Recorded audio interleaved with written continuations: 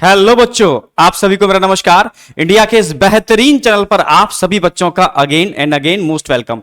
तो बेटा, हमारा जो टॉपिक चल रहा था, ठीक है, सिलेक्शन एक्सप्रेस का revision series on the basis of question.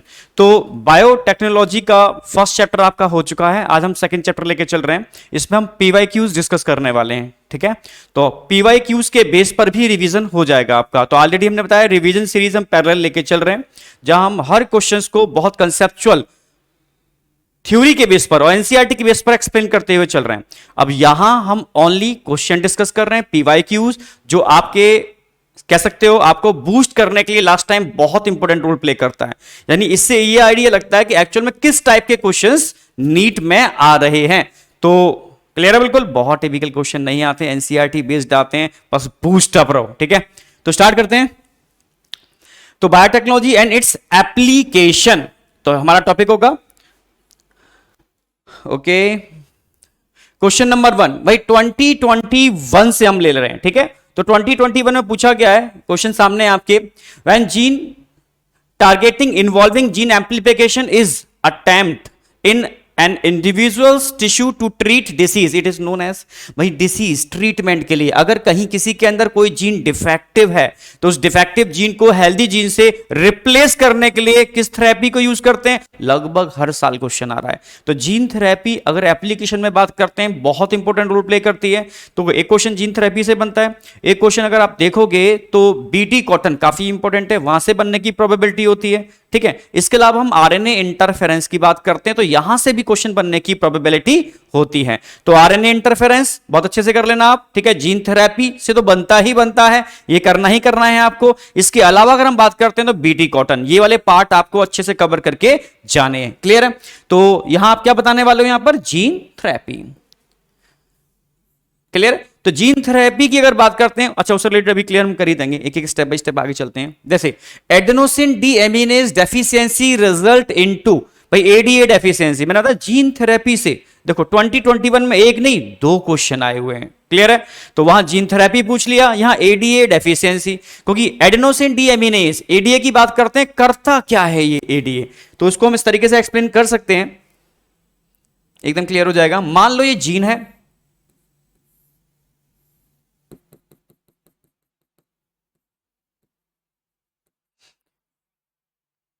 इससे बनेगा ADA, ADA adenosine deaminase, adenosine deaminase का फॉर्मेशन होगा। अब एडेनोसिन डीएमिनेज की अगर बात करता हूं तो करता क्या है ये एडेनोसिन डीएमिनेज, ये स्टिमुलेट करता है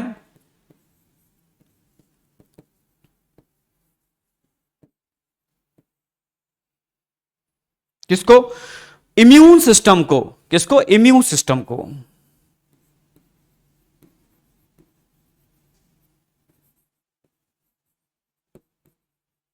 और इम्यून सिस्टम में भी पूछेगा किसको, आप बोलोगे ये दोनों ही टाइप की इम्यूनिटी, यानी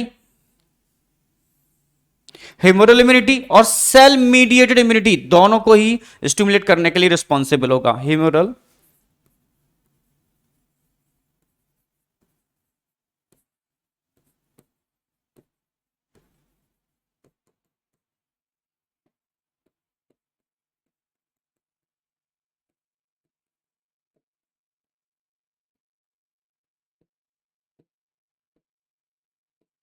तो ह्यूमरल इम्यूनिटी और सेल मीडिएटेड इम्यूनिटी दोनों को स्टिमुलेट करने के लिए एडी रिस्पॉन्सिबल होता है, ठीक है। भाई एचआईवी की अगर बात करते हैं तो एचआईवी केस में only helper T cell destroy होते हैं, बट यहां पर कह सकते हो दोनों ही टाइप की इम्यूनिटी पर इफेक्ट पड़ने वाला है, ठीक है। तो अगर एडीए की डेफिशिएंसी हो जाएगी या जीन में कोई म्यूटेशन हो जाएगी तो जो प्रॉब्लम होती है उसको बोलते हैं SCID, severe combined immuno deficiency syndrome, clear है बिल्कुल। इसमें दोनों ही टाइप के इम्यून सिस्टम क्या हो जाते हैं, सप्रेस हो जाते हैं, तो क्लियर है। तो एडेनोसिन डीएमिनेज डेफिशिएंसी, अगर ये जीन में म्यूटेशन हो जाएगा, अगर एडीए रिलीज नहीं होगा तो दोनों ही टाइप के सिस्टम को स्टिमुलेट करने वाला सिस्टम सप्रेस हो जाएगा, क्लियर है। तो क्या होगा,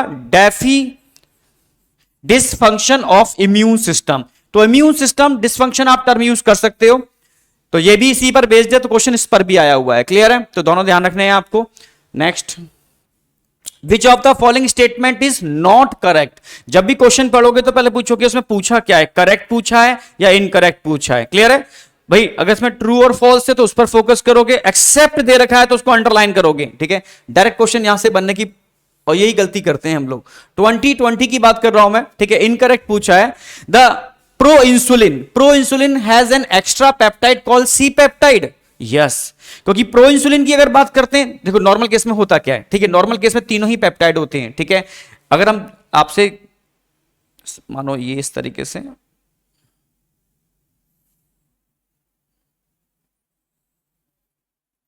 ठीक है, ऐसे समझो, या थोड़ा सा इसको ऐसे भी दिखा सकते हो, ठीक है, ऐसे दिखा दो, ठीक है। तो इसके अंदर क्या है, मान लो ये ए पेप्टाइड है, इसमें कहीं बी ए सी पेप्टाइड दिखा दो और यहां बी पेप्टाइड दिखा दो।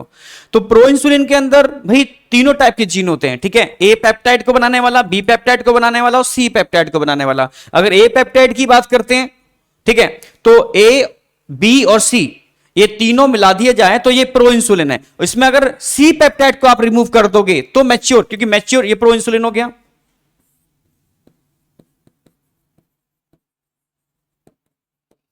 ठीक है। और अगर मैं मैच्योरेशन की बात करता हूं, मैच्योर इंसुलिन, तो उसमें ओनली ए और बी पेप्टाइड होंगे जो डाइसल्फाइड ब्रिज से आपस में इंटर कनेक्ट होंगे। बस ध्यान ये रखना है आपको, डाइसल्फाइड ब्रिज से आपस में कनेक्ट होंगे ए एंड बी पेप्टाइड, ठीक है।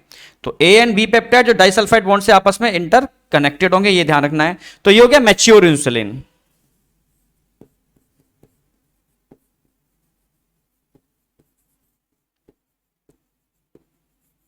तो जब ये मैच्योर इंसुलिन की बात करेंगे तो मैच्योर इंसुलिन में सी पेप्टाइड नहीं होता। First, the pro insulin has an extra peptide called C peptide. Yes, C peptide यहां पर प्रेजेंट होता है। नेक्स्ट देखो, the functional insulin has A and B chain link together by hydrogen bond. Incorrect हो गया, भाई हाइड्रोजन बॉन्ड तो यहां नहीं होता, यहां क्या होता है, डाइसल्फाइड ब्रिज होते हैं, ठीक है।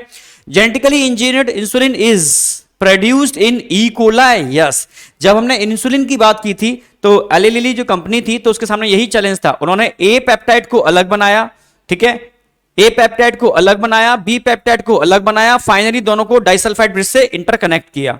और इसके लिए जो होस्ट यूज किया था उन्होंने, वो कौन था, ई कोलाई। ये ध्यान रखना है आपको। तो it is also absolutely right. In man insulin is synthesized as pro insulin. Absolutely right. भाई ह्यूमन के अंदर अगर हम देखते हैं तो यहां पर हमें ए और बी को सेपरेट नहीं बनाना, हमारे अंदर तो प्रो इंसुलिन में ए और बी और सी तीनों ही टाइप के पेप्टाइड होते हैं और इस टाइप के इंसुलिन को हम प्रो इंसुलिन टर्म यूज करते हैं, ठीक है। तो in man insulin is synthesized as a pro insulin. तो प्रो इंसुलिन कंसेप्ट समझ में आ गया। तो इनकरेक्ट पूछा है तो क्या लगाने वाले हो आप, नंबर सेकंड, ठीक है। बहुत कंसेप्चुअल क्वेश्चन, मतलब आप समझ रहे हो, बहुत सिंपल टाइप क्वेश्चन बनते हैं। हाँ, थोड़ा सा कंसेप्चुअल चीजें ऐड हो जाती हैं, कुछ चैप्टर ऐसे हैं जहां थोड़ा सा कंसेप्चुअल चले जाते हैं। बट अगर आप एनसीईआरटी पे बहुत अच्छा कमांड करके चल रहे हो, कंसेप्चुअल लेके चल रहे हो, तो मुझे तो नहीं लगता आप क्वेश्चन छोड़ के आने वाले हो, ठीक है। Next, match the following column and select the correct option. अभी भी 20 की बात कर रहा हूं मैं, ठीक है। ये सारे पॉइंट एनसीईआरटी में दे रखे हैं।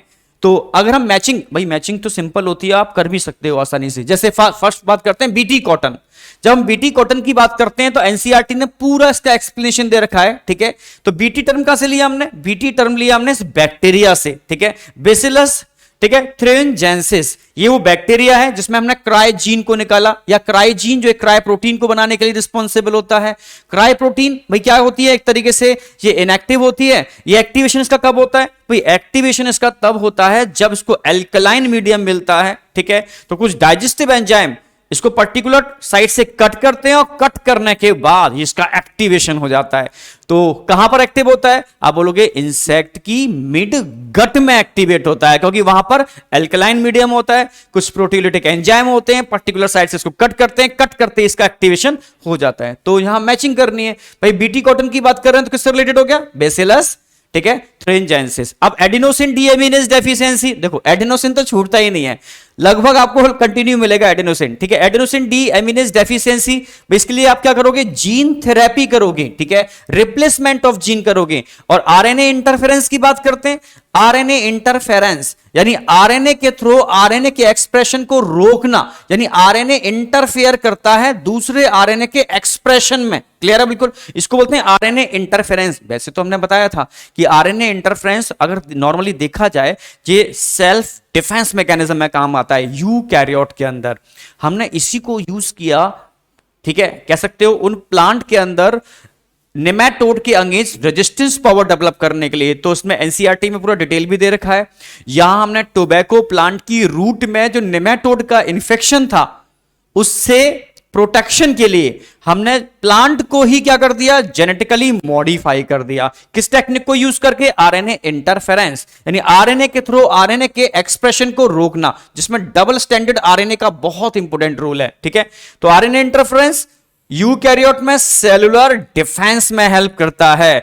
पीसीआर, पॉलीमरेज चेन रिएक्शन, तो पीसीआर की हमने एप्लीकेशन तो बता दी है आज की डेट में, और बता क्या दी है आप सबको पता भी है, ठीक है। क्योंकि देखा होगा कोरोना के टाइम पर कुछ भी भाई आपको अर्ली डायग्नोसिस करनी है बॉडी के अंदर उस वायरस की प्रेजेंस या एब्सेंस के बारे में, तो क्या लगाने वाले हो आप, पीसीआर।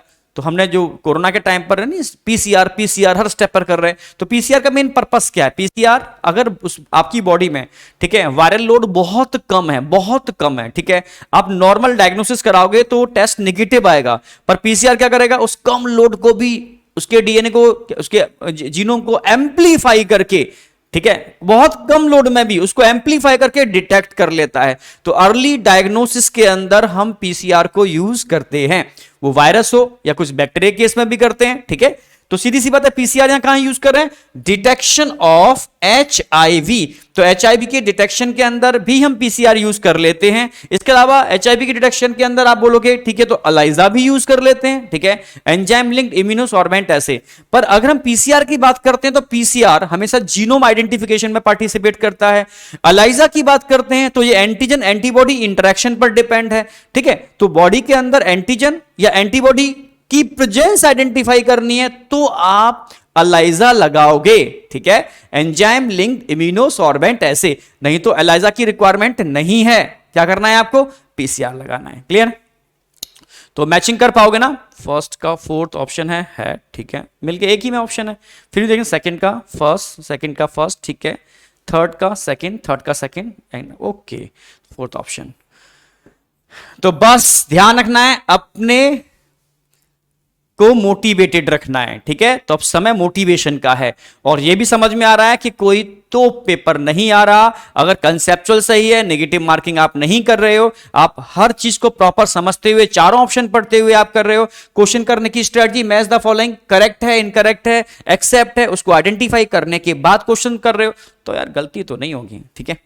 चलो नेक्स्ट, बीटी कॉटन, समझना, बीटी कॉटन, ठीक है, variety that was developed by the introducing of toxin gene of Bacillus thuringiensis is resistant to। भाई बीटी कॉटन का मेनली पर्पस क्या है, ठीक है, जो हमने एनसीईआरटी में दे रखा है और हमने एनसीईआरटी के अकॉर्डिंग पढ़ाया भी है, तो इंसेक्ट रेजिस्टेंस पावर जनरेट करने के लिए, ठीक है। तो इंसेक्ट रेजिस्टेंस पावर जनरेट करने के लिए बीटी टॉक्सिन या बीटी जीन या उससे मिलने वाली भाई प्रोटीन, उसको क्राई प्रोटीन भी बोल सकते हो, जो एल्कलाइन मीडियम के अंदर मिड गट के अंदर एक्टिवेट होती है प्रोटियोलिटिक एंजाइम के इंटरेक्शन के बाद, ठीक है। तो किसके अगेंस्ट, इंसेक्ट पेस्ट रेजिस्टेंस, ठीक है, इंसेक्ट, देखो fungal resistance no, plant nematode no, क्योंकि नेमेटोड के लिए हमने क्या यूज किया है, आप बोलोगे आरएनए इंटरफेरेंस। इंसेक्ट प्रीडेटर्स, यानी इंसेक्ट को खाने वाले जो होते हैं, ठीक है, एनिमल्स, उनके लिए तो यूज नहीं करते, समझ रहे हो ना। हम ऐसे इंसेक्ट जो प्लांट को इंटेक करते हैं उसके लिए हमने ये टेक्निक यूज की है, यानी इंसेक्ट पेस्ट, ठीक है, इंसेक्ट पेस्ट। तो आप क्या लगाने वाले हो, अगेन फोर्थ ऑप्शन, समझ गए होगे। Next, which of the following is true for golden rice. जब भी हम गोल्डन राइस की बात करते हैं तो मैंने बताया था गोल्डन राइस हमने जेनेटिकली मॉडिफाइड किया है, ठीक है, एक नॉर्मल वैरायटी को हमने क्या किया, डैफोडिल प्लांट से हमने एक जीन को आइसोलेट किया जो स्पेशली विटामिन ए इसको हम बोलते हैं उसकी वही विटामिन ए की जो प्रो फॉर्म होती है कैरोटीन, ठीक है। तो बीटा कैरोटीन का फॉर्मेशन करने में वो जीन कैपेबल था, हमने उस जीन को लिया, ठीक है, वेक्टर के संग टैग किया और वेक्टर को हमने उठा करके किस में ट्रांसफर कर दिया, आप बोलोगे जो नेटिव इसकी जो वैरायटी थी राइस की उसमें हमने इसको इंसर्ट कर दिया, यानी उसको हमने ट्रांसफॉर्म कर दिया। एंटर करने के बाद एक्सप्रेशन के बाद उसका मैकेनिज्म को ट्रांसफॉर्मेशन बोलते हैं, और उस वैरायटी को हम जेनेटिकली मॉडिफाइड जीएम प्लांट, समझ रहे हो, या ट्रांसफॉर्मेंट बोल सकते हो उसको आप। तो उस राइस को हमने जेनेटिकली मॉडिफाई कर दिया। जब उस जीन का एक्सप्रेशन होगा तो जीन एक्सप्रेस करेगा तो बीटा कैरोटीन का डिपोजिशन राइस में होगा, जिससे गोल्डन अपीयरेंस आती है, इसी को बोलते हैं गोल्डन राइस। क्लियर है बिल्कुल। तो golden rice which of the following is true, underline कर लो, पूछा क्या है, किसके लिए, गोल्डन राइस के लिए। It is vitamin A enrich with gene from daffodil, अभी बताया भाई, डैफोडिल से हमने कैरोटीन के जीन को निकाला, रिकॉम्बिनेंट बनाया, ट्रांसफॉर्मेशन कर दिया, नॉर्मल नेटिव वैरायटी को हमने ट्रांसजेनिक वैरायटी में कन्वर्ट कर दिया, जिसमें कार्बोहाइड्रेट के साथ साथ विटामिन ए भी प्रेजेंट थी, ठीक है। It is pest resistant with gene from no, it is drought tolerant develop using the no, it has yellow green because of a gene introducing from the primitive variety of rice. It is a vitamin A enriched with gene from daffodil, first तो correct है।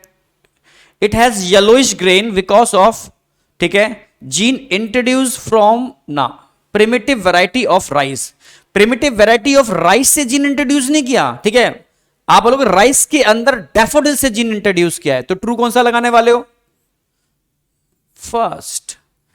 It is a vitamin A enrich with gene from daffodil, daffodil से आपने isolate किया इस gene को, ठीक है। Option कौन सा आ जाएगा, नंबर 1।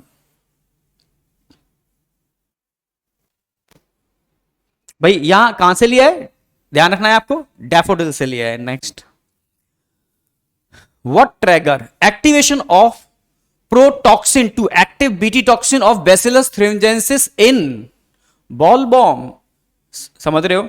तो बीटी टॉक्सिन बॉल बॉम के लिए भी आप यूज कर सकते हो, ठीक है, कॉटन बॉल बॉम, ठीक है, और भी कई जगह आप इसको यूज कर सकते हो। Body temperature, moist surface, mid gut, alkaline pH of gut, acidic pH of gut. तो भाई वो क्या है जो एक्टिवेशन करता है इन प्रोटॉक्सिन्स को किसमें, एक्टिव फॉर्म में कन्वर्ट करने के लिए, alkaline medium which present in mid gut of insect, ठीक है।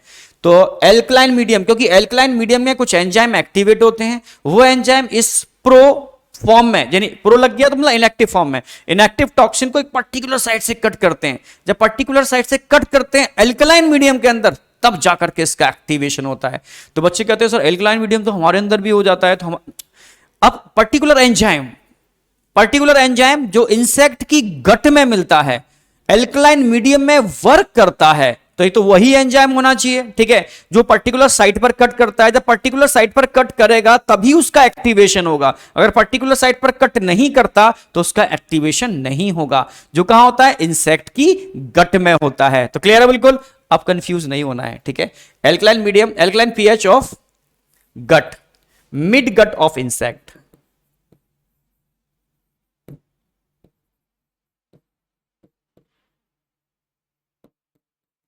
ठीक है।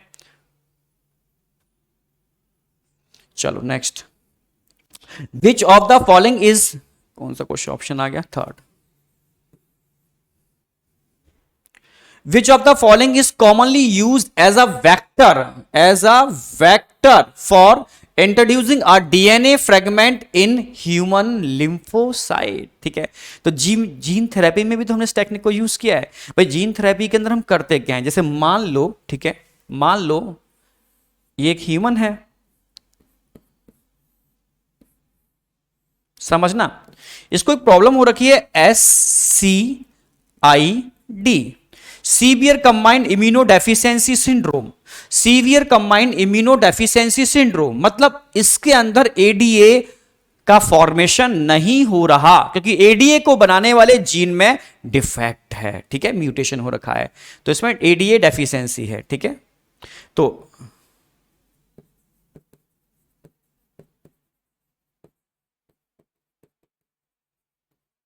इसके पास एडीए डेफिशिएंसी है, समझना, तभी ये प्रॉब्लम होती है SCID, severe combined immuno deficiency syndrome.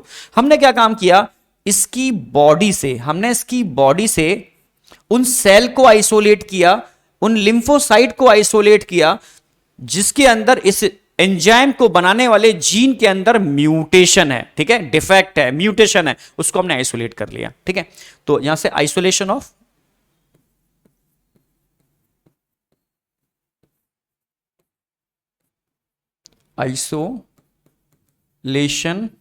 Of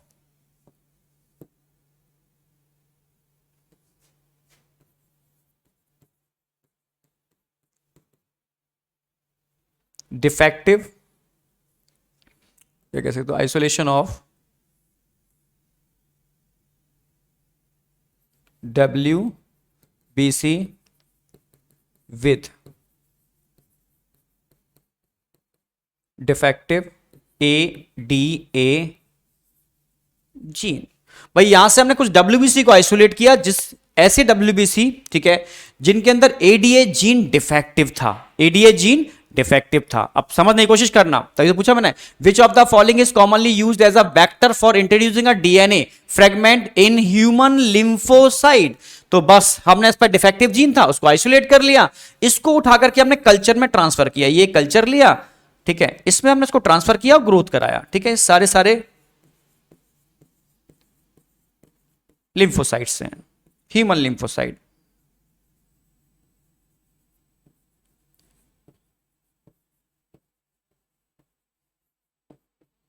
जिसमें क्या है, डिफेक्टिव एडीए जीन है।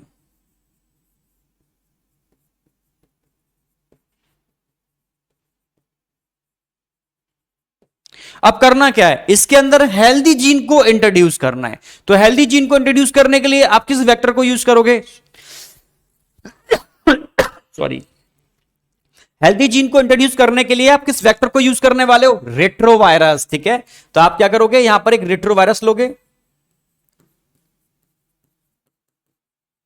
क्लियर है। मोस्टली मैंने बताया था प्लांट के अंदर किसी जीन को इंट्रोड्यूस करना है, ठीक है, तो आप क्या यूज करना है आपको, ठीक है, एग्रोबैक्टीरियम, ठीक है। अगर आपको नॉर्मल केस में आप प्लाज्मिड भी यूज कर सकते हो, ये भी मैंने समझाया था आपको। और किसी स्पेशली ह्यूमन सेल में आपको किसी भी जीन को इंट्रोड्यूस करना है तो आप उस वेक्टर को यूज करोगे जो इजीली वहां पर एम्पलीफाई कर सकता है, अपने जीनोम को हमारे जीनोम के संग मतलब अटैक कर सकता है, तो रेट्रोवायरस। तो रेट्रोवायरस में आपने रेट्रोवायरस विद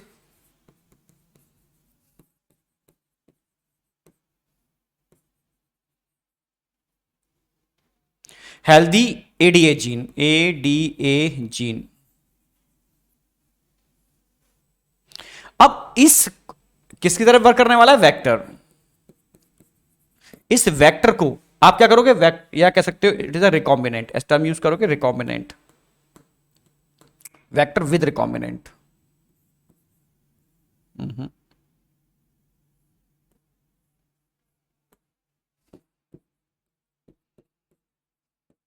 इसको आप यहां इन ल्यूकोसाइट से इंफेक्शन करा दोगे। जब इस रेट्रोवायरस जिसके पास हेल्दी एडीए जीन था, हमने ऑलरेडी रिकॉम्बिनेंट बना दिया यहां पर, जब इंफेक्शन करेगा तो हेल्दी जीन इन सब के अंदर क्या हो जाएगा, ट्रांसफर हो जाएगा। अब यहां से हम क्या करेंगे, इन ल्यूकोसाइट को आइसोलेट करेंगे, ल्यूकोसाइट या लिम्फोसाइट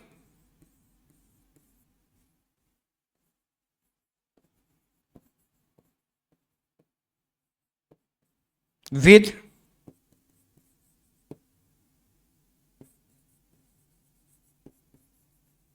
हेल्दी एडीए जीन।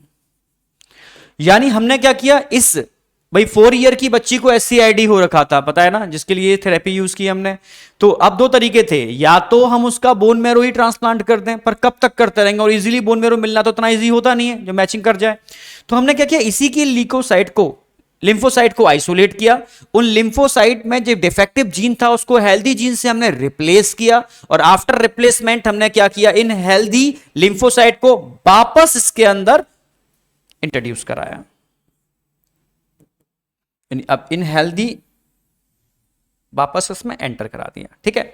तो अब क्या हुआ, इसी के लिम्फोसाइट इसी के लिम्फोसाइट इसी के अंदर एंटर करा दिए जिनमें पहले डिफेक्टिव जीन था, अब क्या था, हेल्दी जीन था। इसी को बोलते हैं जीन थेरेपी। पर ये भी परमानेंट क्योर नहीं है। हां, अगर एम्ब्रियोनिक स्टेज में आप इस टेक्निक को यूज करते हो तो ये परमानेंट क्योर हो सकता है, तो ध्यान रखना है। तो यहां पर आप क्या यूज करने वाले हो, रेट्रोवायरस। तो जब भी हम बात करते हैं किसी भी यूकैरियोट स्पेशली ह्यूमन सेल के अंदर आपको जीन को इंट्रोड्यूस कराना है, उसका ट्रांसफॉर्मेशन करना है, तो आप रेट्रोवायरस यूज करने वाले हो। ठीक है, next. In India the organization responsible for, ठीक है, assessing the safety of introducing genetically modified organism for public use. 18 में आया हुआ क्वेश्चन है, ये एक दो बार रिपीट भी हुआ है। ठीक है, तो हमने आपको बताया भी था जब एप्लीकेशन स्टार्ट की थी, उसमें हमने भाई डिफरेंट टाइप के कह सकते हो एथिकल इश्यूज की बात की थी। तो उन सब को कंट्रोल करने के लिए कहीं ना कहीं एक ऑर्गेनाइज, क्योंकि भाई यहां पर कर क्या रहे हैं हम जीन के संग कुछ भी कर सकते हैं, क्लियर है। तो कहीं ऐसा ना हो कि हमारी बायोडायवर्सिटी बिगड़ जाए, ऐसा ना हो, क्योंकि ह्यूमन है, कुछ भी करने में कैपेबल है, कुछ भी कर सकता है। तो उसका ध्यान में रखते हुए कहीं ऐसा ना हो वो डिफरेंट टाइप के, ठीक है, हाइब्रिड बनाना चालू कर दे, ऐसा ना हो वो ह्यूमन जीनोम के साथ छेड़छाड़ करना चालू कर दे। तो एक कमेटी बनाई गई, जेनेटिकली इंजीनियरिंग अप्रूवल कमेटी। तो ये मेन कमेटी थी जो डिसाइड करती थी किस वर्क को करना है, किसको नहीं करना। ठीक है भाई, ऐसा कोई भी वर्क जो कहीं हमारे इकोसिस्टम को, हमारी डायवर्सिटी को, ह्यूमन जीनोम को या किसी स्पीसीज को डिस्टर्ब करने के लिए रिस्पॉन्सिबल होगा, तो उस फंक्शन को या उस वर्क को करने की परमिशन नहीं मिलती। तो डिसाइड कौन करता है सब चीजों के लिए, जेनेटिकली इंजीनियरिंग अप्रूवल कमेटी। ये ध्यान रखना है आपको, उस पर क्वेश्चन आता है। Indian council of medical research, ICMR, council of scientific and industrial research, ठीक है, CSIR, ठीक है, research committee on genetic manipulation, no बेटा, ओनली ध्यान रखना है आपको जेनेटिकल इंजीनियरिंग अप्रूवल कमेटी। ठीक है, next. A new variety of rice was patented by a foreign company through such varieties have been present in India for long time. This is related to, समझना, मैंने पूरा आपको बताया था biopiracy के बारे में, पेटेंटिंग के बारे में, याद हो आपको। ठीक है, तो और बताया भी था कि भाई बासमती मेनली इंडिया से ओरिजिन हुआ है। यहाँ बहुत सारी वैरायटीज डॉक्यूमेंटेड भी हैं। ठीक है, मतलब बासमती मेन ओरिजिन उसका इंडिया है। तो इन लोगों ने क्या काम किया, इंडिया आए और हमारे बासमती उसका प्यारा सा जो एरोमा था उससे इन्फ्लुएंस हुए। तो उन्होंने कहा भाई इनसे परमिशन लेंगे, हो सकता है लास्ट में जाकर के पेटेंटिंग हम करा भी लें तो हमारा पेटेंट वापस भी ले लें। उसके उन्होंने क्या किया, उसके जीनोम को पेटेंट कराया, उसके जीनोम को अपनी जो नॉर्मल वैरायटी थी उसके अंदर उसका ट्रांसफॉर्मेशन कर दिया, जेनेटिकली मॉडिफाई कर दिया, और अपने नॉर्मल राइस को जेनेटिकली मॉडिफाई करके उसको यूज करना स्टार्ट कर दिया। तो इस तरीके से बहुत सारे, इसको बोलते हैं एक तरीके से आप टर्म यूज करोगे तो, हाँ, तो इसके लिए टर्म यूज करोगे तो इन्होंने क्या किया, क्या काम किया, एक तरीके से इसको बोलते हैं भाई, एक तरीके से बायोपायरेसी बोलते हैं। इन्होंने पायरेसी की, हमारे जीनोम को अपने नॉर्मल वैरायटी में इंट्रोड्यूस करा करके। तो अ न्यू वैरायटी ऑफ राइस, तो वो कौन सी राइस की वैरायटी थी, आपको ध्यान रखना है बासमती। तो सारा खेल किसका था, बासमती का, जो ऑलरेडी हमारे, ठीक है, डॉक्यूमेंटेड है इंडिया के अंदर, क्योंकि भाई मेन बासमती यहीं से ओरिजिनेट हुआ था, ध्यान रखना है आपको। तो बासमती के लिए बात चल रही है यहां पर। Fourth option. Next, use of bio resources by, ठीक है, मल्टीनेशनल कंपनी, वही डिस्कशन अभी कर रहे थे हम, and organization without authorization from the concern country या वहां के पीपल से। ठीक है, भाई वहां के लोगों से आपने ऑथराइजेशन नहीं लिया, वहां की कंट्री से आपने ऑथराइजेशन नहीं लिया, आप गए, आपने हमारे रिसोर्सेज को यूज किया या हमारे जीनोम को अपने, ठीक है, मतलब बिना पेटेंट, बिना परमिशन के, और अपने किसी वैरायटी में इंट्रोड्यूस किया, या इसको बोलते हैं बायो, क्या आपने क्या किया, इन बायोलॉजिकल रिसोर्सेज की पायरेसी करना चालू कर दी। भाई पायरेसी टर्म तो समझते हो, मूवीज की पायरेसी होती है, ठीक है, सीडीज की पायरेसी होती है। भाई पायरेसी मतलब चुरा लेना। ठीक है, तो यहां पर हम बायो पायरेसी कर रहे हैं, मतलब बायोलॉजिकल रिसोर्सेज को आप या तो अपने यहां यूज कर रहे हो ले जाकर के, या उसके जीनोम को आइडेंटिफाई करके उसको आप अपने किसी नॉर्मल वैरायटी में इंट्रोड्यूस करके उसको आप यूटिलाइज कर रहे हो, तो इसको बोलते हैं बायो पायरेसी। क्लियर है बिल्कुल, बायोडिग्रेडेशन, बायोपायरेसी, एनसीईआरटी में हमने बहुत अच्छे से एक्सप्लेन भी कर रखा है इसको, biopiracy. Which technique help to identify a bacterial और viral pathogen in human body even when is concentration is very low and clinical symptom are not yet visible. ये अब कोरोना ने हर किसी को सिखा दिया है, ठीक है भाई, भीड़ आ रही है, आपको अर्ली डायग्नोसिस करनी है, क्योंकि अभी वायरल लोड है ही नहीं उसकी बॉडी में। अगर कोई सिम्टम ही नहीं है, क्योंकि वायरल लोड नहीं है भाई, सिम्टम कब आते हैं? जब वायरल लोड बढ़ जाता है तब सिम्टम आने स्टार्ट होते हैं। तो वायरल लोड तो बढ़ा ही नहीं, जब वायरल लोड बढ़ा ही नहीं तो सिम्टम नहीं आएंगे, सिम्टम नहीं आएंगे तो उसको पता नहीं होगा कि इन्फेक्शन है या नहीं है। पर हम चाहते हैं अर्ली डायग्नोसिस, तो अर्ली डायग्नोसिस के लिए आप क्या यूज करने वाले हो? PCR, polymerase chain reaction. तो आप क्या काम करोगे? उसका सैंपल लोगे, ठीक है, ब्लड सैंपल भी ले सकते हो, ठीक है, आप म्यूकस का सैंपल भी ले सकते हो, ठीक है, आप नोज से भी इसका सैंपल ले सकते हो सलाइन सॉल्यूशन में डाल करके। तो उसमें अगर वायरस या बैक्टीरिया कुछ भी होगा, आप वायरस का आइडेंटिफिकेशन कर रहे हो, तो आप क्या करोगे? उसके जीनोम को आइसोलेट करोगे, ठीक है। फिर क्या करोगे? अब आपको पता ही नहीं जीनोम में वायरस है या नहीं है, सलाइन सॉल्यूशन में लिया, ठीक है, आइसोलेशन की मैकेनिज्म क्रिएट की, उठा करके पीसीआर में डाल दिया। अब पीसीआर में जब आप ट्रांसफर करोगे तो उसमें अगर कुछ सेगमेंट भी मिलेंगे तो पीसीआई क्या कर देगा? उसको एम्पलीफाई कर देगा। जब उसका एम्पलीफिकेशन हो जाएगा तो हम इजीली अर्ली स्टेज में उसको डायग्नोसिस कर सकते हैं। तो अर्ली स्टेज में डायग्नोसिस के लिए हम किस टेक्निक को यूज करते हैं? पीसीआर, पॉलीमरेज चेन रिएक्शन, ठीक है। समझना, which technique help to identify a bacterial viral pathogen in human body even when it concentration is very low and clinical symptom are not yet visible, ठीक है। तो उस case में हम viral load को आइडेंटिफिकेशन, यही वो टर्म यूज करते था कि एंटीजन एंटीबॉडी इंटरेक्शन के लिए तो आप अलाइजा यूज करते, ठीक है। तो आप क्या यूज करते? अलाइजा, एंजाइम लिंक्ड इम्यूनोसॉर्बेंट, ऐसे, क्योंकि अलाइजा डिपेंड करता है एंटीजन एंटीबॉडी इंटरेक्शन के लिए। और जहां हम वायरल लोड की बात करते हैं, ठीक है, तो जो हम आज के दिन पीसीआर लगा रहे हैं वायरल लोड को आइडेंटिफाई करने के लिए अर्ली स्टेज में डायग्नोसिस के लिए, ठीक है। तो इसमें बच्चे कंफ्यूज रहते हैं, सर अलाइजा लगाना है पीसीआर, तो जब स्पेशली एंटीजन एंटीबॉडी की बात करेगा, ठीक है, एचआईवी की बात करेगा, क्योंकि एचआईवी के लिए ही दे रखा है, वैसे तो अलाइजा आप बहुत सारी चीजों में लगाते हो, माइकोबैक्टीरियम ट्यूबरकुलोसिस के आइडेंटिफिकेशन के लिए, यानी कोई भी अर्ली स्टेज में अगर एंटीजन एंटीबॉडी को आइडेंटिफाई करना है तो आप अलाइजा यूज करते हो, ठीक है। पर अलाइजा 100% ऑथेंटिकेट नहीं होता, तो हमने बताया भी था कि स्क्रीनिंग के लिए आप एलाइजा करते हो, पर अगर कंफर्मेशन करना है तो आप वेस्टर्न ब्लॉटिंग करते हो एचआईवी के केस में। और पीसीआर जेन्युइन होता है, ठीक है, एम्पलीफाई करके किसी भी कह सकते हो बैक्टीरियल वायरल लोड को आइडेंटिफाई करने के लिए। तो बेहतरीन टेक्निक क्या होगी यहां पर? पीसीआर। फोर्थ ऑप्शन ध्यान रखना है आपको। In gene therapy to treat adenosine deaminase, मैंने बताया ये तो ऐसा है जो आता ही आता है, एडीए पे तो क्वेश्चन मान के चलो, ठीक है। In gene therapy to treat adenosine deaminase deficiency disorder which of the patient blood cell are used, ठीक है। आप किस सेल को यूज करते हो इसके ट्रीटमेंट में, इसलिए मैंने पूरी टेक्निक ही बता दी है। थ्रोम्बोसाइड यूज करते हो? नो। इरेथ्रोसाइड यूज करते हो? नो, ठीक है। लिम्फोसाइड यूज करते हो? यस, ठीक है। Both erythrocyte and lymphocyte? No. क्यों बेटा? भाई इरेथ्रोसाइट आरबीसी की बात करते हैं तो उसमें तो जीन होते ही नहीं है, मतलब न्यूक्लियस ही नहीं होता, ठीक है। तो आप क्या यूज करोगे? यहां वो सेल यूज करोगे जिसमें वो जीन प्रेजेंट होगा। मतलब ब्लड में अगर सेल की बात करते हैं तो प्लेटिलेट्स तो फ्रेगमेंट्स होते हैं, ठीक है, मेगा कैरियोसाइट्स के फ्रेगमेंट्स होते हैं, तो आप प्लेटिलेट भी यूज नहीं करने वाले, नंबर 1। तो आप क्या यूज करोगे? भाई आरबीसी, उसके अंदर भी, ठीक है, न्यूक्लियस नहीं होता, सिर्फ डब्ल्यूबीसी बसती हैं, ठीक है, डब्ल्यूबीसी, ल्यूकोसाइड, उस ल्यूकोसाइड में भी लिम्फोसाइड, बी लिम्फोसाइड और टी लिम्फोसाइड। क्लियर है? तो थर्ड ऑप्शन क्या याद रखना है आपको? 3। Next, what is the meaning of BT? BT बताया था ना, बेसिलस थ्रियोजेंसिस, ये बैक्टीरिया था। तो पता है ना आपको, स्टार्टिंग फॉर्म में जब हम ये टेक्नोलॉजी नहीं थी, हम इतना जानते थे कि इस बैक्टीरिया को अगर इंसेक्ट इनटेक करेगा तो इंसेक्ट की डेथ हो जाती थी।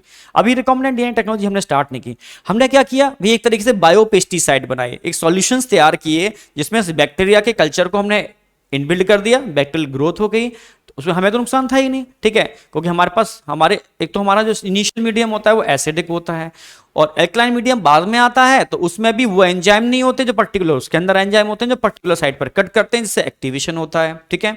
तो ये वाली बात ध्यान रखनी है आपको। तो इसको हमने स्प्रे करना चालू कर दिया अपने, ठीक है, जो भी क्रॉप थे उनके ऊपर। तो अगर इंसेक्ट आते थे तो पता ना आपको कि जैसे लोकस्ट टिड्डियों के दल आते हैं और पूरी की पूरी क्रॉप को ही खत्म कर देते हैं। तो या कोई भी और भी इंसेक्ट आएंगे तो जो हमारे क्रॉप के लिए कहीं ना कहीं बहुत लीथल है, नुकसान करने के लिए रिस्पॉन्सिबल है। तो जब इंसेक्ट क्या काम करेंगे, हमारी क्रॉप को इंटेक करेंगे, तो ये बैक्टीरिया उनके अंदर जाते हैं और ये बैक्टीरिया क्या रिलीज करते हैं, एंडोटॉक्सिन्स। क्या रिलीज करते हैं, एंडोटॉक्सिन अपने अंदर ही, पर वो इनएक्टिव होते हैं, प्रोफॉर्म में होते हैं। पर जब बैक्टीरिया की डेथ होगी, ये टॉक्सिन्स एल्कलाइन मीडियम में जाके एक्टिवेट होंगे उसके, तो उसकी मिड गट में पोर क्रिएट हो जाते हैं, जिसकी वजह से उनकी डेथ हो जाती है।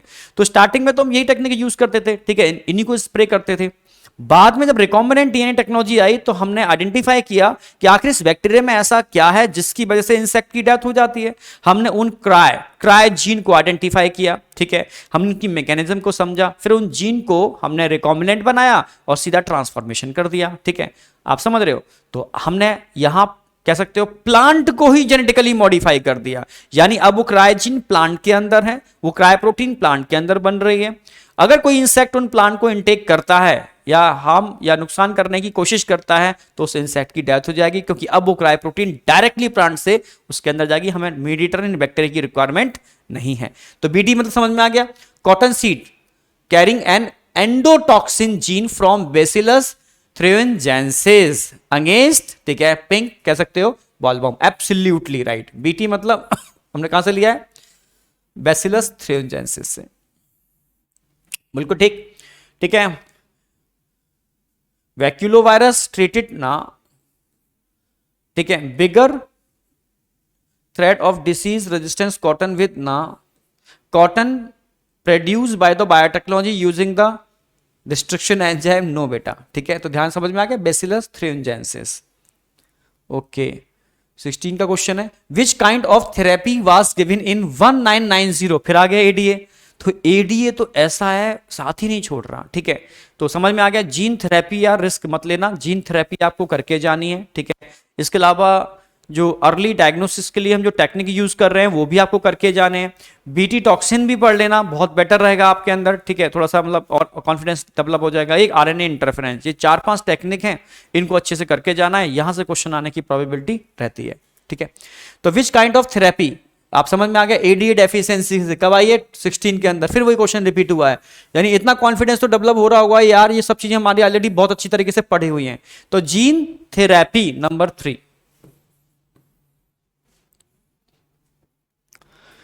विच part of the tobacco plant, tobacco plant बताया था, टोबैको प्लांट की रूट में नेमेटोड का इन्फेक्शन था, ठीक है।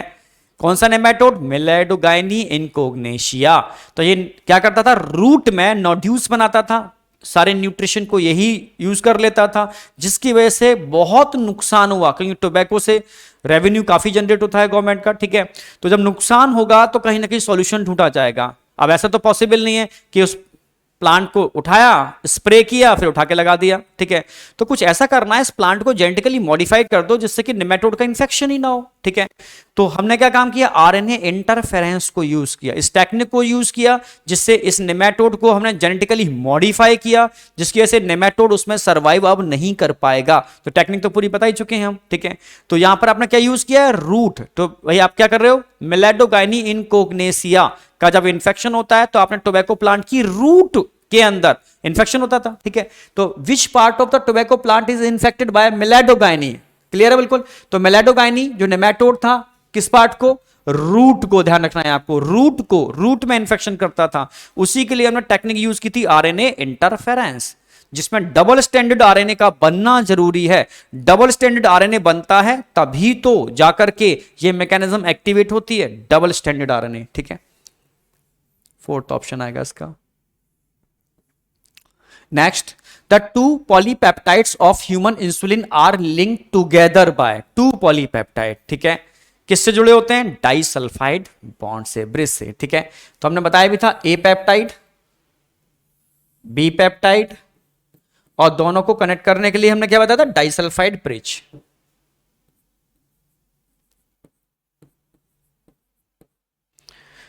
डाइसल्फाइड ब्रिज, तो डाइसल्फाइड ब्रिज रिस्पॉन्सिबल होता है इन दोनों पेप्टाइड को इंटर कनेक्ट करने के लिए। एनी डाउट, क्लियर है बिल्कुल।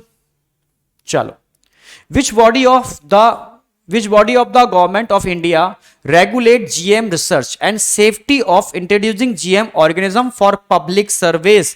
अभी बताया था ना मैंने, जब भी genetically modified organism, plant, decision इनकी बात आती है तो एक ही बात ध्यान रखनी है, genetical engineering approval committee, GEAC, फिर से बोल रहा हूं, genetical engineering approval committee, NCERT ने बहुत बोल्ड करके लिख रखा है इसको, यही डिसीजन लेती है सारे के सारे, ठीक है। जेनेटिकली इंजीनियरिंग अप्रूवल कमेटी, ये नहीं भूलना आपको, इस पर भी क्वेश्चन रिपीट हो रहा है, कई बार रिपीट हुआ है, तो इसको भी ध्यान में रखना है, ठीक है। Next, in BT cotton, the BT toxin present in plant tissue as protoxin is converted into active toxin due to, बताया था ना कि यही इनएक्टिव प्रोटॉक्सिन जब मिड गट में जो एल्कलाइन मीडियम है, तो खाली एल्कलाइन मीडियम रिस्पॉन्सिबल नहीं होता, उस एल्कलाइन मीडियम के अंदर एंजाइम का एक्टिवेशन, और वो एंजाइम जब एक्टिवेट होते हैं तो पर्टिकुलर साइट पर क्या करने वाले हैं, वो कट करने वाले हैं, जब पर्टिकुलर साइट पर कट करेंगे तभी तो ये प्रो फॉर्म एक्टिवेट फॉर्म में कन्वर्ट होगी। आप समझ गए ना, तो प्रो फॉर्म को एक्टिवेट फॉर्म में कन्वर्ट करने के लिए इनका होना जरूरी है, ठीक है। तो मतलब एल्कलाइन मीडियम, बच्चे सोचते हैं सर खाली एल्कलाइन मीडियम, क्या एल्कलाइन मीडियम में जाते ही अपने आप एक्टिवेट हो जाता है ना, एल्कलाइन मीडियम चाहिए उन एंजाइम को एक्टिवेट करने के लिए जो पर्टिकुलर साइट पर कट करेंगे, तो एल्कलाइन मीडियम के अंदर वो एक्टिवेट होते हैं, जब एक्टिवेट होते हैं तो पर्टिकुलर साइट पर कट करते हैं, जब पर्टिकुलर साइट पर कट करेंगे तब जाकर के इसका एक्टिवेशन होगा, और ये क्या काम करने वाला है, उसकी मिड गट में पोर क्रिएट करने वाला है। क्लियर है, तो ये ध्यान रखना है आपको। चलो, action of gut micro organism, presence of conversion factor in insect gut, alkaline pH of the insect gut, बिल्कुल ठीक है, alkaline pH of insect gut. Plant tissue as protoxin is convert into active toxin due to alkaline pH of insect midgut. यहाँ activation of enzyme, due to activation of enzyme. तो third option आ जाएगा। Presence of conversion factor in insect gut, alkaline pH of the insect gut. Conversion factor in insect gut, ठीक है। वैसे ये better है कि alkaline pH of insect gut, वहां पर जाकर के वो एंजाइम क्या काम करते हैं, एक्टिवेट होते हैं, तब जाकर के, तो एल्कलाइन पीएच ज्यादा बेटर है, क्योंकि एनसीईआरटी की लाइन उठाएंगे तो ज्यादा बेटर है, ठीक है। फिर से देखो, गोल्डन राइस पर भी रिपीट हुआ है, ठीक है। Golden rice is a genetically modified crop plant where the incorporated gene is meant for biosynthesis of, ठीक है। अभी किस चीज की बायोसिंथेसिस कर रहा था, गोल्डन राइस को हम गोल्डन टर्म क्यों यूज कर रहे हैं, due to accumulation of beta carotene, it is a pro form of vitamin A, तो ये नहीं भूलना है आपको, विटामिन ए।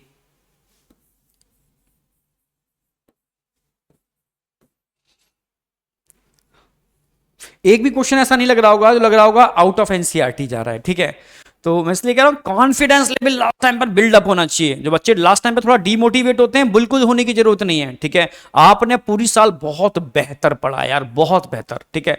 आपको अल्टीमेट पढ़ाया गया है, इंडिया बेस्ट मटेरियल दिया गया है, बस लास्ट टाइम पे हमें कॉन्फिडेंस की रिक्वायरमेंट है, इस कॉन्फिडेंस को डाउन मत होने देना, मतलब एक भी क्वेश्चन आउट नहीं आने वाला है, पक्का एकदम लगे रहो बस। तो एडीए देखो, फिर से वही एडीए, तो चीजें वही उसी, समझ रहे हो, उसी जो भी है टॉपिक्स उन्हीं के अराउंड रोटेट हो रही हैं। तो पीवाईक्यूज का ये बेनिफिट होता है कि लास्ट टाइम पर भी पूरी साल हमने बहुत सारी सीरीज चलाई आपके लिए, ठीक है, बहुत सारे क्वेश्चन प्रैक्टिस कराए, पर अब ये जरूरी है कि पता करना कि यार हम जो पढ़ रहे हैं क्या नीट उसी के अराउंड रोटेट हो रहा है। तो अब समझ में आ गया कि मेन टॉपिक क्या है, जहां से क्वेश्चन आने की प्रोबेबिलिटी सबसे ज्यादा होती है, तो नीट किन क्वेश्चंस के अराउंड रोटेट कर रहा है, ठीक है, इन case of application of biotechnology. तो समझ में आ रहा होगा, तो इसलिए एकदम बिंदास रहो। ADA is an enzyme which is deficiency in a genetic disorder, SCID मैंने टर्म यूज किया था, severe combined immuno deficiency syndrome, ठीक है। What is the full form of ADA, ADA तो बोल रहे हैं adenosine deaminase, adenosine deaminase, adenosine, अच्छा कंफ्यूजन के लिए कर दिया, ठीक है। तो एडिनोसिन डीएमिनेज एडीए, एडीए ये मेन एंजाइम है, ठीक है, इट इज अ एंजाइम, और यही एंजाइम रिस्पॉन्सिबल होता है एससीआईडी के लिए, सीवियर कंबाइंड इम्यूनोडेफिशिएंसी सिंड्रोम के लिए। The first human hormone produce by recombinant DNA technology, recombinant DNA technology, human hormone, यानी किसकी बात चल रही है? इंसुलिन, ठीक है, जिसमें दो पेप्टाइड होते हैं मैच्योर इंसुलिन में, ए पेप्टाइड बी पेप्टाइड, ठीक है। टोटल अमाइनो एसिड की बात करते हैं इसके अंदर 51 अमाइनो एसिड होते हैं, ठीक है। और भाई एक में 31 एक में 20, और दोनों आपस में डाइसल्फाइड बॉन्ड से इंटरकनेक्टेड होते हैं। ये दो तीन बातें ध्यान रखना है आपको। ये मैच्योर इंसुलिन की बात कर रहे हैं। अगर प्रो फॉर्म में हम बात करते हैं तो प्रो इंसुलिन के अंदर नंबर ऑफ पेप्टाइड की अगर बात करेंगे तो क्या बताने वाले हो? प्रो इंसुलिन के अंदर, प्रो इंसुलिन के अंदर, ठीक है, 3 पेप्टाइड होते हैं, सी पेप्टाइड भी होती है। पर रिकॉम्बिनेंट डीएनए टेक्नोलॉजी में हमने सी पेप्टाइड को यूटिलाइज नहीं किया, ये ध्यान रखना है आपको। तो इंसुलिन, एस्ट्रोजन, थायरोक्सिन, समझ में आ गया होगा, इंसुलिन सेकंड ऑप्शन। ओके, एकदम क्लियर है, ब्रेन में set. Which of the following BT crop is being grow in India by the farmer? तो एनसीईआरटी ने बहुत डिटेल में दे रखा है, ठीक है, बीटी कॉटन, बीटी कॉटन, तो बस कॉटन ध्यान रखना है आपको उसके लिए। ब्रिंजिल पर भी काम किया है पर कॉटन, ठीक है, एनसीईआरटी ने सब कॉटन का एक्सप्लेनेशन दिया है, तो मेन आप कॉटन लगा के आना है आपको उसके लिए, ठीक है।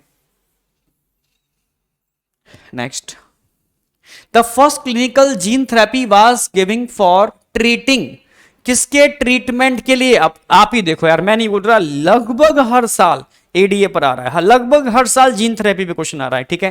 तो हम 12 तक पर आ गए, ठीक है।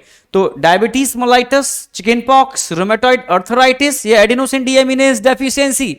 एडेनोसिन डीएमिनेज डेफिशिएंसी क्या बोलते हैं इसको? SCID, severe combined immuno deficiency syndrome. तो अब तो कंफ्यूजन होना ही नहीं चाहिए, ठीक है। चलो next, consumption of which one of the following food can prevent the kind of blindness associated with vitamin A deficiency? भाई गोल्डन राइस हमने क्यों प्रोड्यूस किया, ठीक है, कुछ ऐसे रीजन थे, ठीक है, जगह जहां, मतलब कह सकते हो वो रीजन जहां पानी तो बहुत है पर कुछ और ऐसी चीजें डेवलप नहीं कर पा रहे, ऐसे क्रॉप हम ग्रो नहीं कर पा रहे जो विटामिन ए इनरिच हो, तो वहां के लोगों में अक्सर विटामिन ए डेफिशिएंसी देखी गई। बट चावल बड़ा कॉमन था, राइस का कल्टीवेशन बड़ा कॉमन था, तो तब जाकर के इस टेक्नोलॉजी को हमने इनबिल्ड किया, हमने राइस को ही मॉडिफाई कर दिया, जेनेटिकली मॉडिफाई कर दिया, और उसको हमने टर्म दिया golden rice, due to deposition of beta carotene, जो प्रो फॉर्म है विटामिन ए की, ठीक है। तो गोल्डन राइस ध्यान रखना है इसके लिए आपको, फोर्थ ऑप्शन। ओके, चलो next, tobacco plant resistant to a nematode have been developed by the introducing of the DNA that produce, मैंने बताया था जब भी आरएनए इंटरफेरेंस की बात आएगी, जब भी टोबैको प्लांट की बात आएगी, जब भी मिलेडोगाइनी इनकोग्नेसिया नेमाटोड की बात आएगी, तो ध्यान रखना है ये टेक्निक जो है, ये डबल स्टैंडर्ड आरएनए, सेंस और एंटी सेंस आरएनए जब आपस में इंटर कनेक्ट होते हैं तब जाकर के आप कह सकते हो, क्योंकि सिंगल स्टैंडर्ड आरएनए ही रिस्पॉन्सिबल होता है प्रोटीन को बनाने के लिए, ठीक है। सेंस जिससे प्रोटीन बनती है, एंटी सेंस जो प्रोटीन बनाने में पार्टिसिपेट नहीं करता, ये दोनों जब आपस में कॉम्बिनेशन करते हैं तब जाकर के इस कह सकते हो आरएनए इंटरफेरेंस, यानी आरएनए के थ्रू आरएनए के एक्सप्रेशन को रोकना, यानी सेंस आरएनए से प्रोटीन के बनने को रोकना, एंटी सेंस आरएनए की बाइंडिंग की वजह से, इसी को बोलते हैं आरएनए के थ्रू आरएनए के एक्सप्रेशन को रोकना, आरएनए इंटरफेरेंस। आरएनए दूसरे आरएनए के एक्सप्रेशन में इंटरफेरेंस क्रिएट करता है, तो RNA interference. Both sense and anti sense RNA, yes first ही दे रखा है, both sense and anti sense RNA, double standard RNA. कभी कभी ऐसे ही पूछ सकता है डबल स्टैंडर्ड आरएनए, ये भी ऑप्शन में हो सकता है, तो ये भी ध्यान रखना है आपको, ठीक है, फर्स्ट ऑप्शन आ जाएगा। डीएनए और RNA segment tagged with a radio active molecule is called, बताया था हमने, ठीक है। ऑटो रेडियोग्राफी के अंदर हम करते क्या है, ऑटो रेडियोग्राफी के अंदर हमने भाई प्रोब डेवलप किए। प्रोब, भाई प्रोब का मतलब क्या होता है? प्रोब सिंगल स्टैंडर्ड, अच्छा ये हमने सिंगल डबल स्टैंडर्ड, ठीक है, ये हमने क्या किया? सिंगल स्टैंडर्ड, ठीक है।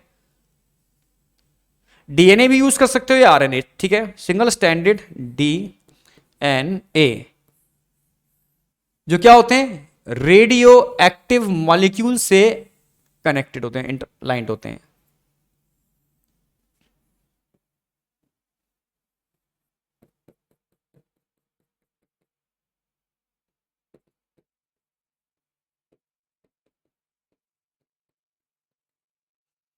ठीक है। स्पेशली हम ना, ठीक है, फॉस्फेट को रेडियो लेबल्ड करते हैं, ठीक है। डीएनए में वही जो फॉस्फोरस ग्रुप लगा हुआ है उसको रेडियो लेबल्ड कर देते हैं, ठीक है। हम इसको कहां यूज करते हैं भाई? हाइब्रिड कह सकते हो, जब भी आप मतलब हाइब्रिड एक कह सकते हो कि आपने किसी जीनोम को आइसोलेट किया, सिंगल स्टैंड किया, जेल पर रन कराया, ठीक है, उसकी ब्लॉटिंग कर ली, सडन ब्लॉटिंग, ठीक है। ब्लॉटिंग करने के बाद सिंगल स्टैंडर्ड डीएनए होंगे, उसमें आपने प्रोब यूज किए, जैसे आपको मानो किसी को आइडेंटिफाई करना है पैथोजन को, उसके प्रोब आपने ऑलरेडी बना रखे हैं। जब उसको आप उसमें इनबिल्ड करोगे, जब इसमें आप इनबिल्ड करोगे, उसमें पहले से डीएनए सेगमेंट रन किए हुए हैं सैंपल के अंदर डीएनए सेगमेंट का पहले से ही रनिंग हो चुकी है। जब आप प्रोब को इसमें अप्लाई करोगे, जब आप इसमें अप्लाई करोगे तो क्या होगा? तो अगर प्रोब की बाइंडिंग कहीं दिख रही है, प्रोब की बाइंडिंग अगर कहीं हो रही है, हाइब्रिडेशन प्रोब का हो रहा है, तो ये इंडिकेटर है कि भाई यहां पर इस सैंपल के अंदर वो चीज है जिसको आप आइडेंटिफाई करना चाह रहे हो, क्योंकि सिंगल स्टैंडर्ड है, और सिंगल स्टैंडर्ड यहां भी रन कर दिया आपने डीएनए। आप समझना, जैसे ह्यूमन बॉडी के अंदर मुझे किसी को आइडेंटिफाई करना है, तो मैं अपना सैंपल निकाल लूंगा, इसमें से सिंगल स्टैंडर्ड जीनोम, आरएनए या डीएनए जो भी हो, उस जीनोम को मैं क्या करूंगा? सबसे पहले जेल इलेक्ट्रोफोरेसिस करा करके ब्लॉटिंग करा लूंगा, ठीक है। ब्लॉटिंग जब हो जाएगी तो नायलॉन की या मेम्ब्रेन के ऊपर क्या आ जाएंगे? सिंगल स्टैंडर्ड वो जीनोम आ जाएगा। अब हमने ऑलरेडी लैब में जिस डिसीज को आइडेंटिफाई कर रहे हो उसको हमने प्रोब बना रखे हैं, सिंगल स्टैंडर्ड डीएनए, जिनमें जो रेडियो एक्टिव मॉलिक्यूल से कनेक्टेड है। इसको जब इसमें डालेंगे तो ये भी सिंगल, अगर दोनों एक दूसरे के कॉम्प्लीमेंट्री हैं तो क्या कर जाएंगे? बाइंड कर जाएंगे। बाइंडिंग होगी तो इसके अंदर जहां जहां बाइंडिंग होगी वहां पर रेडियो एक्टिविटी शो करेंगे। ये इंडिकेटर है कि आपके सैंपल में जो भी आप आइडेंटिफाई करना चाहते हो, जिसके प्रोब है, उसकी बाइंडिंग होना, ये इंडिकेटर होता है उसकी प्रेजेंस का। अगर बाइंडिंग नहीं हो रही है मींस वो जीनोम आपके, ठीक है, बॉडी के अंदर प्रेजेंट नहीं है पैथोजन। तो ये एक टेक्निक है, इसको यूज करते हैं, ठीक है। तो प्रोब हम यूज कर रहे हैं, प्रोब समझते हैं, सिंगल स्टैंडर्ड जो रेडियो लेबल्ड होते हैं। DNA fragment generated by the restriction endonuclease in a chemical reaction can be separated by, इस पर भी क्वेश्चन आने की प्रोबेबिलिटी रह सकती है। भाई डीएनए फ्रेगमेंट को सेपरेट करने के लिए आप किस टेक्निक को यूज कर सकते हो? जेल इलेक्ट्रोफोरेसिस, ठीक है। सेपरेशन के लिए restriction mapping no, centrifugation no, polymerase chain reaction amplification के लिए जेल इलेक्ट्रोफोरेसिस। तो आप क्या यूज करने वाले हो? सेपरेशन के लिए हमेशा जेल इलेक्ट्रोफोरेसिस। और जब भी जेल इलेक्ट्रोफोरेसिस की बात करते हैं तो सेपरेशन किसके बेस पर होता है जेल इलेक्ट्रोफोरेसिस के अंदर? ये भी आप जानते हो, separation on the basis of size, size के बेस पर सेपरेशन होता है ऑलवेज। किसके बेस पर? साइज के बेस पर। ये ध्यान रखना है आपको, ठीक है। साइज के बेस पर सेपरेशन होता है ऑलवेज, साइज के बेस पर सेपरेशन होता है।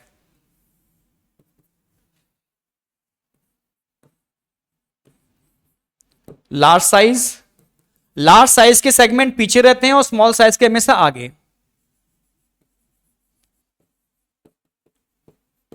ठीक है। डीएनए पे चार्ज कैसा होता है? नेगेटिव, इसलिए यहां पर आप क्या लगाओगे? नेगेटिव इलेक्ट्रोड लगाओगे, और जहां स्मॉल साइज मूव करेगा वहां पर इलेक्ट्रोड कैसे लगे होंगे? पॉजिटिव।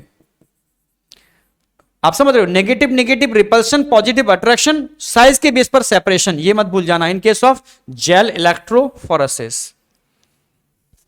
चलो, the introduction of TDNA into plant involve, याद आया हो? टीआई प्लाज्मिड में टीडीएनए होता है, ठीक है। और ये प्लाज्मिड मेनली रिस्पॉन्सिबल होता है tumour inducing, specially dicot plant के अंदर ये ट्यूमर को इंड्यूस करता है। इसका फायदा क्या है? ठीक है, जब ट्यूमर इंड्यूस होता है तो ट्यूमर यानी कंटिन्यू अनकंट्रोल ग्रोथ, जब सेल अनकंट्रोल ग्रोथ करती है तो कुछ प्रोटीन रिलीज करती है जिसकी रिक्वायरमेंट इस बैक्टीरिया को होती है, ठीक है। तो यही चाहता है, किसी भी डाइकॉट प्लांट के अंदर इंफेक्शन करके उन प्रोटीन को जनरेट करता है और उन सेल के थ्रू जिनमें ट्यूमर इंड्यूस हो गया है, ठीक है।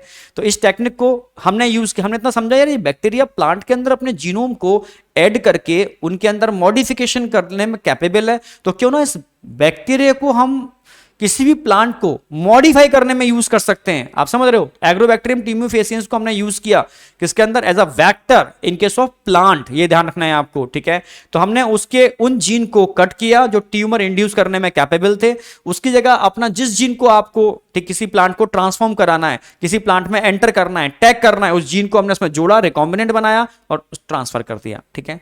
तो allowing the plant root to stand in water, no. Infection of the plant by Agrobacterium tumefaciens, infection of the plant, ठीक है. Altering the pH of soil, no. Exposing the plant to cold, no. तो Agrobacterium tumefaciens ध्यान रखना है आपको. तो T-DNA का main purpose होता है इन्फेक्शन क्रिएट करना, ट्यूमर इंड्यूस करना, ठीक है. टीआई प्लाज्मिड का वो पार्ट है जो इसके लिए रिस्पॉन्सिबल होता है, ठीक है. चलो सेकंड ऑप्शन आ जाएगा. तो ध्यान रखना है, जब भी किसी वेक्टर एनिमल सेल के लिए, स्पेशली ह्यूमन के अंदर किसी भी जीन को इंट्रोड्यूस करने के लिए हम वेक्टर यूज करेंगे, रेट्रोवायरस यूज करेंगे. प्लांट के अंदर जो हम वेक्टर यूज करेंगे, ठीक है, एग्रोबैक्टीरियम ट्यूमेफेसिएंस का टीआई प्लाज्मिड यूज करेंगे. क्लियर है बिल्कुल. ये दो वेक्टर कॉमनली यूज करते हैं. कुछ शटल वेक्टर भी होते हैं जो कह सकते हो प्रोकैरियोट और यूकैरियोट दोनों में ही मल्टीप्लाई करने में कैपेबल होते हैं, शटल वेक्टर, ठीक है.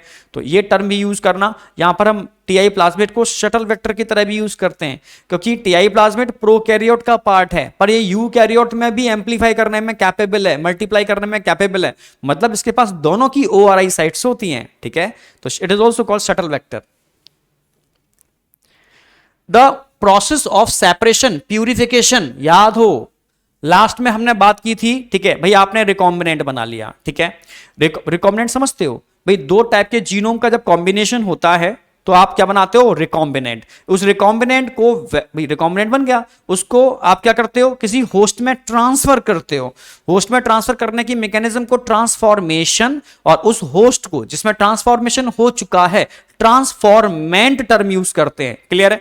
अभी ट्रांसफॉर्मेंट भी बना लिया. अब आपको अपना प्रोडक्ट आइसोलेट करना है, तो क्या करोगे, उस ट्रांसफॉर्मेंट का यूज करोगे बायोरिएक्टर, जो बड़े बड़े वेसल्स होते हैं, ठीक है, उनके अंदर उसको अप्लाई करोगे, वहां वो मल्टीप्लाई करेगा, उसको सारी फेवरेबल कंडीशंस दोगे.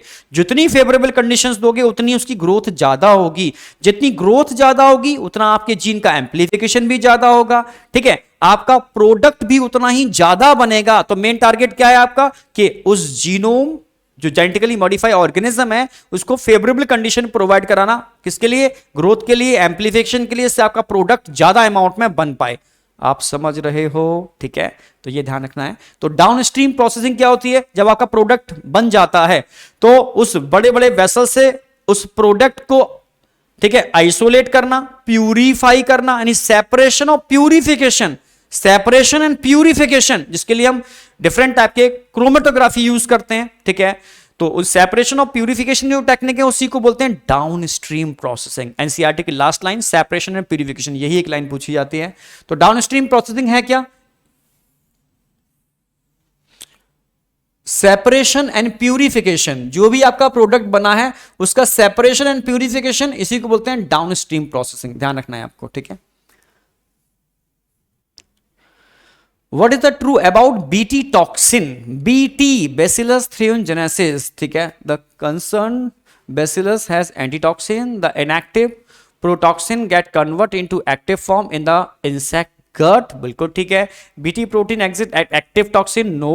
The activated toxin enter the देखो, the concern यहाँ किसकी बात चल रही है, Bacillus has antitoxin. No. The inactive protoxin get convert into active form in the कहां पर, insect gut, especially mid gut. Bt protein exit at active toxin. No. ठीक है. The activated toxin enter the ovary. वही ovary में enter नहीं करते, ठीक है, मिड गट. तो कौन सा ऑप्शन आएगा, सेकंड ऑप्शन आएगा. वही हम वही उसी के अराउंड रोटेट कर रहे हैं, ठीक है. The genetic defect adenosine deaminase deficiency में बी क्योर्ड परमानेंटली बाय. तो एनसीईआरटी की एक लाइन है, परमानेंटली क्योर करने के लिए हम क्या करते हैं भाई, एम्ब्रियोनिक स्टेज में अगर इस टेक्निक को आप यूज करोगे तो ये परमानेंटली क्योर हो सकता है. भाई एंजाइम रिप्लेसमेंट थेरेपी, भाई क्योर है पर परमानेंट क्योर नहीं है. भाई एडेनोसिन डीएमिनेज आप, ठीक है, हर बार इंजेक्शन देना पड़ेगा, थोड़ी सी लाइफ होती है, फिर आपको फिर देना पड़ेगा, फिर देना पड़ेगा, तो परमानेंट क्योर नहीं है ये, ठीक है. Periodic infusion of genetically engineered lymphocyte having functional ADA cDNA, क्या ये परमानेंट क्योर है, नो, ये भी परमानेंट क्योर नहीं है, ठीक है. Administering adenosine deaminase activator, no. Introducing bone marrow cell producing ADA into cell at early embryonic stage. Yes, अगर आपने उन जिन सेल को मॉडिफाइड किया है स्पेशली, ठीक है, वही हम लिम्फोसाइट की बात कर रहे हैं, जो आपने पूरी टेक्निक बताई थी, जो आपने बना लिए थे, अगर वही लिम्फोसाइट अर्ली एम्ब्रियोनिक स्टेज में आपने इस टेक्निक को अर्ली एम्ब्रियोनिक स्टेज में यूज किया होता तो ये परमानेंट क्योर हो सकता था। अर्ली एम्ब्रियोनिक, ध्यान रखना है, अर्ली एम्ब्रियोनिक स्टेज, हां, तो ये परमानेंट क्योर हो सकता है, वैसे परमानेंट क्योर नहीं है। A genetically modified brinjal in India has been developed for भाई insect resistance। भाई ब्रिंजल में दिक्कत क्या आ रही है, ठीक है, उसमें भाई आप देखा होगा अपने होल्स होते हैं, इनमें इंसेक्ट होते हैं, कट करते हो तो आपको इंसेक्ट देखने को मिल रहे हैं, उनके लार्वा देखने को मिल रहे हैं।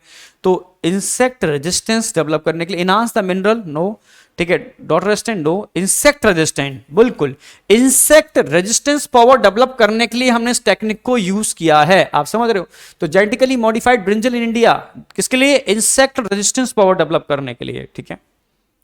नंबर 3 ओके, तो देखो लगभग पीवाईक्यू हमने सारे कवर कर लिए हैं, और क्वेश्चन प्रैक्टिस के थ्रू जो रिवीजन की बात चल रही है, तो रिवीजन हम पैरेलल लेके चल ही रहे हैं क्वेश्चन प्रैक्टिस के थ्रू, उसमें हम बहुत डिटेल लेके चले हैं। पर हाँ, इन पीवाईक्यू से आज आपका कॉन्फिडेंस बिल्डअप जरूर हुआ होगा कि हाँ यार, इतना तो टिपिकल पेपर नहीं आ रहा जितना हमें फोबिया हो जाता है। तो फोबिया नहीं रखना आपको, एकदम बी कॉन्फिडेंट, और पूरे फुल कॉन्फिडेंस के साथ आपको क्या करना है, नीट का एग्जाम अटेम्प्ट करना है, ठीक है। तो लास्ट टाइम पर आपका कॉन्फिडेंस बहुत इंपॉर्टेंट रोल प्ले करता है, आपकी पॉजिटिविटी बहुत इंपॉर्टेंट रोल प्ले करती है, ये आपकी पावर को और बूस्ट करती है। तो कहते हैं ना, मन के हारे हार है और मन के जीते जीत। तो लास्ट टाइम पर एकदम पॉजिटिव रहो, ठीक है, जीतने की पूरी कोशिश करनी है और उसकी पॉजिटिविटी होनी चाहिए। जैसा हम सोचते हैं वैसा ही बॉडी परफॉर्म करती है। क्लियर है बेटा? All the best for NEET 2022। All the best बेटा।